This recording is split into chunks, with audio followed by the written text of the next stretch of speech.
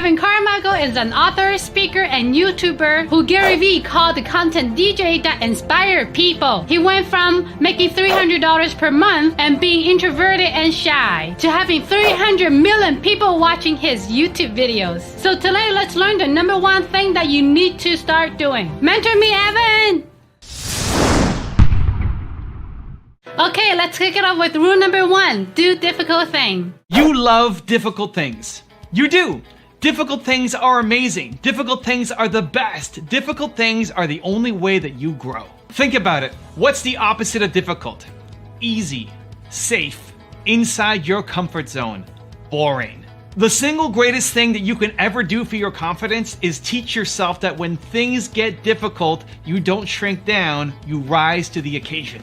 So in my keynote presentations, I used to always use slides as well. I had PowerPoint up and I wouldn't read the text off of the slides, but I'd have a picture and I'd tell a story about it, and it would always keep me focused on where my presentation was going.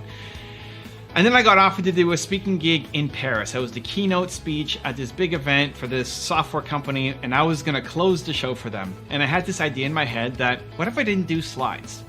What if I spoke on stage for, I forget how long, 45 minutes to an hour, closing keynote, and I just had one slide, and it was a picture of a rabbit, because I was telling a story about trying to teach a rabbit to climb a tree.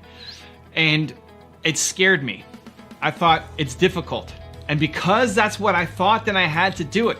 Because in my head is, well, what if I don't remember where I go? What if I forget the stories? What if I lose track of where I'm at and I'm sitting here on stage, the closing keynote, been paid all this money to come, and I just suck? And because that was the reason, then I had to do it. I had to do it. And so I said, I'm just gonna have one slide. And when the tech team said, hey, what do you want to show on screen? Here it is. It's just one slide. Yep. No videos. Nope. No audio. Nope. One slide. That's it. Put that up.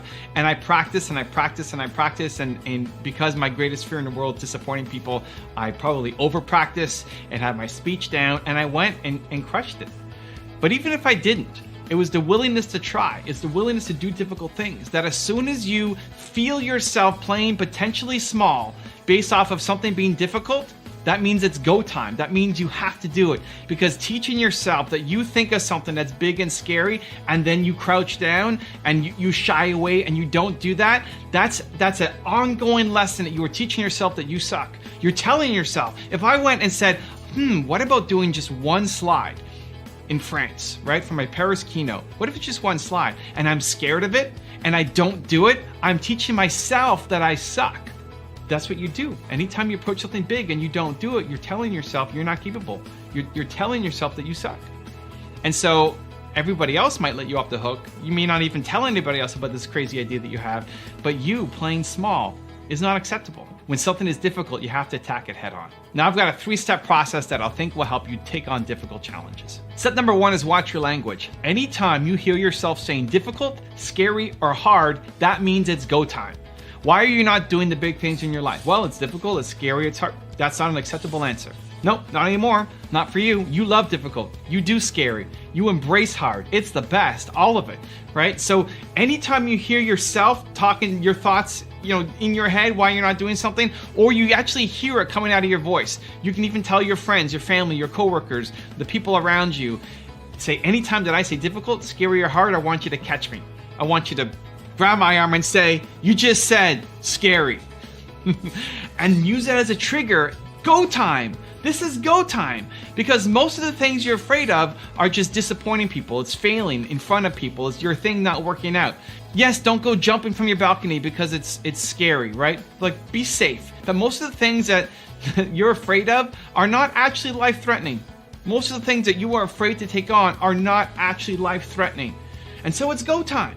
Difficult, scary, hard, not acceptable anymore in your vocabulary. When you hear yourself say that, think that, feel that, you have to go take action. Step number 2 is tell yourself that this is just a warm-up. Anytime you are facing a difficult situation, remind yourself, this is just the warm-up. When you feel like you're stretched to the max, when you feel like you can't handle anymore, just that mindset shift to say, this is just a warm-up. I'm capable of way more than this. This is not my max effort. I can do better. Puts you in a state of resourcefulness that will allow you to do more. People use this in the gym as an example. So when they're going to the gym and they're pushing weights or they're on their bike, when they feel defeated, when they feel that it's over, if you just tell yourself, this is just a warm-up. This is just a warm-up. I can do way more than this. What it does is it tricks your brain. It allows you to push an extra set. It allows you to go an extra 5, 10, 15 minutes on the bike. It allows you to push harder because you're telling yourself that you're capable of more. The same thing applies to your business goals, to your personal goals, to your life. When it's getting difficult, when you're on stage and your PowerPoint dies, when you're faced with this crazy situation that is outside your control, tell yourself, this is just a warm-up. I'm just getting started. I'm capable of way more than this. And step number 3 is it's the best. Because difficulties actually are the best. Because that thing that you're struggling with so much will become a story. Will become the thing that you tie your identity to. Mel Robbins being on stage in her PowerPoint failing and then having to do 5 extra minutes without any power becomes a story. It becomes the best. The challenges that you go through become the best, become the path that you can then help other people through. Humans are built to serve. Well, how are you going to serve? You're going to serve the people who are facing the same difficulties that you faced. And so without going through difficulties, you're not going to be able to serve to the fullest capacity. And so the challenges that you're going through right now are the best. You want the challenges. You don't want the boring life. And so teach yourself, this is the best. This nasty problem that I'm going through right now that I wouldn't wish upon my enemy, I wouldn't wish upon, anybody in my life, it's the best. Let's go. And it may not actually be, the best right now, whatever you're dealing with, but even just that mindset trick to say, this is the best. It puts you in a state of resourcefulness so that you can go handle the problem. So that you can make yourself proud, because that negative, toxic, difficult situation that you are facing right now will define you. Will define you. Either you succumb to it and you never get back off the mat and do it again, or you rise above it. And then you help all these other people rise above it as well. Also, if you want to have more confidence and motivation, check out our 254 series. The link is in our description below. Surround yourself with greatness. If you want to be more confident, you need to surround yourself with things that make you feel confident. Smash all of those things together, because that's the unique thing that only you can do. Because your book has come out, it doesn't mean you should stop marketing. It's not just about week 1 when it just comes out. It's constantly marketing. Rule number 2, make sacrifices. There will be moments in your business where you will need to have superhuman strength to keep going. Where it just demands everything from you, every single ounce that you have. But if you need to have superhuman energy every single day, you're gonna burn out and fail. So whenever I want to try something new, when I'm testing something new, I always eat into some of my reserves. It may mean to go off and do this new project, I'm going to sleep less, or spend a little bit less time working on my book, or a little less time working on my YouTube channel, right? You eat into these reserves. But that's not sustainable. If that's what you're doing constantly, you're going to be unhappy. You're going to burn out. You're going to fail. So a quick example. Sadhguru came to Toronto. Sadhguru, if you don't know, he's a yogi. He's an Indian mystic. We did a top 10 on him. He then invited me to come to his event in Toronto and then do a one-on-one interview with him close to the Toronto airport, the island. It was amazing. Great time. Out of that, he says, Evan, I want you to come to my multi-day event in the US. I want you to come, be a VIP guest there. It'd be amazing to have you. Awesome. But before you do that, you have to do my 7-day program where you have to meditate every day for 7 days. And I think it's an hour plus every day. I didn't have an hour a day, right? I mean, that's not part of what I had in my calendar. Every hour in my calendar is accounted for. It doesn't mean I'm working all that time, but I might be spending time with my wife. I might be spending time with my son. Every hour is accounted for. And so to do this, I had to eat into some of my reserves. And so for that one, I asked Nina, I said, Nina, if you're going to come with me, you have to do this too. Do we want to spend our hour in the evening, instead of watching a show, instead of relaxing, to do this program for 7 days for meditation? And she said yes. And so here's the thing. We did it for 7 days and we went to the event. It was awesome. If it was something that we were going to continue, if we were going to meditate every day for an hour ongoing, then I'd have to readjust my schedule. Your success comes from your habits. You need to figure out what a balanced life looks like for you.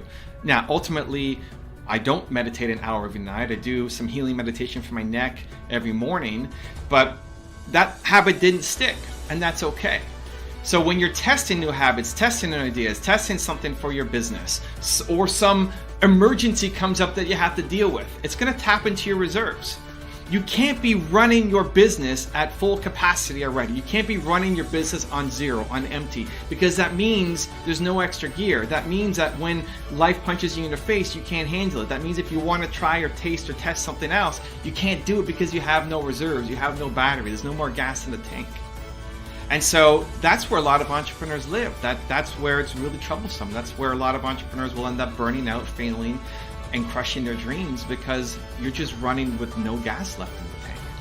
And so you can stretch yourself. I think that's normal. I think that's okay. I think life will hit you in the face. And just when you think it couldn't get worse, here comes another punch. That will happen. But it's making sure that you can live that balanced life, whatever balance looks like for you. So how do you handle these things when they come up? I'm going to give you a 3-step process that I think will help. Step number 1 is tell yourself it's the best. When life punches you in the face, when you get some crisis that happens, I try to run a no crisis business, but that is not always possible. Stuff will still happen, and if it's not in your business life, it'll happen in your personal life. When life punches you in the face and you can't get out of it and you have to address it, you have to deal with it, instead of living in the land of negativity and complaining and why me and despair and desperation, I flip it. I complain for 8.5 seconds and then say, this is the best. It's the best. This is the best thing ever. Because what it does is it puts you in a state of resourcefulness. It puts you in a place where you can then go and solve the problem. So I'm going to meditate for an hour a night. This is the best, right? I'm sitting next to the smelly dude on the airplane. It's the best. Because what's the alternative? You're stuck next to the smelly guy on the airplane. What's the alternative? The alternative is you sit on the plane and you're upset and you freak out and you complain and you're negative and grumpy and unhappy. And that's